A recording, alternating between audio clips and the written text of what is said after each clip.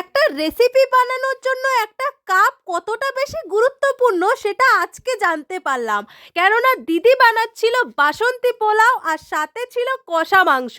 বাসন্তী পোলাও আর কষা মাংসের কম্বো যেন হচ্ছে পূর্বজন্মের আশীর্বাদ। আর যদি ঠিকঠাকভাবে না বানানো যায় তাহলে পুরোটাই যেন মাটি হয়ে যায়। তো আজকে একদম সঠিক পদ্ধতিতে 100% গ্যারেন্টি যে এইভাবে বাসন্তী পোলাও বানালে একদম সঠিকভাবে হবেই, মানে হতেই হবে। যার জন্য নিয়ে নেওয়া হয়েছে গোবিন্দভোগ চাল, একদম সুগন্ধে ভরপুর। তো তার মধ্যে দিয়ে দিতে হবে, মানে সেটা আগে প্রথমে মাপটা বলে দিই।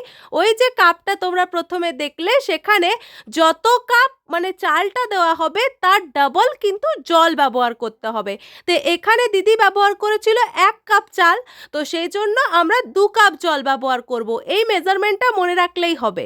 এরপর দেখলে ওই চালটা ধুয়ে পর তার মধ্যে মানে হলুদ গুঁড়ো দেওয়া হয়েছে আর বেশ খানিকটা ঘি দিয়ে সম্পূর্ণ রান্নাটা হবে। তো ঘি দিয়ে মাখিয়ে নিয়ে কিছুক্ষণ রেখে দিতে হবে। এরপর কড়াইয়ের মধ্যে দেওয়া হয়েছে তেজপাতা দেওয়া হয়েছে, আর ঘি দিয়েই বললাম পুরো রান্নাটা হবে, আর গোটা গরম মশলা দেওয়া হয়েছে। এরপর ওই যে বললাম মেখে নেওয়ার পর যে চালটা, সেই চালটা এখানে দিয়ে হালকা হাতে ভেজে নিতে হবে। বেশি ভাজতে গেলে কিন্তু মানে হয়তো জিনিসটা খারাপ হয়ে যাবে। এমনিতেই রাইস আইটেম একটুতেই আমাদের নষ্ট হয়ে যাওয়ার সম্ভাবনা খুব বেশি থাকে, তাই খুব সাবধানে কিন্তু রেসিপিটা বানাতে হবে। এরপর হচ্ছে এর মধ্যে ওই যে কাজু কিশমিশ একদম ভর ভরকে দিয়ে দিয়েছে। কেউ যদি চায় তাহলে এটা কিন্তু সাদা তেলেও রান্না করা যেতে পারে। আর মানে ঘি তো লাগে, ঘি না হলে সেই গন্ধটা আসবে না, কিন্তু সাদা তেলেও রান্না করা যেতে পারে, মানে ঘি অল্প দিয়ে বাকিটা সাদা তেলে এরকম করে।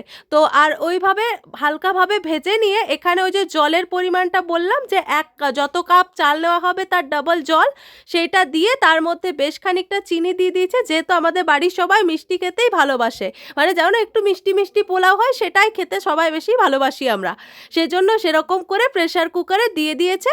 আর এবারে ওই যে ভাজা চালটা ওটার মধ্যে দিয়ে দিচ্ছে আর প্রেসার কুকারে এরপর বসিয়ে দেবে। আর এরপর দেখো প্রেসার কুকারের একটা সিটি এতটা বেশি গুরুত্বপূর্ণ। এরপর কিন্তু গ্যাসটা বন্ধ করে দিতে হবে, আর কিন্তু একদম চলবে না। কিছুক্ষণ পর গ্যাসটা খুলে দেখো, মানে প্রেসার কুকারটা খুলে, গ্যাসটা নয় সরি, তো দেখো এইটা কতটা সুন্দর লাগছে, একদম ধোয়া ওঠা বাসন্তী পোলাও, পুরো কাজু কিশমিশের ঠাসা, দারুণ। আর সাথে যদি থাকে কষা মাংস, পুরো জমে যায়। টাটা।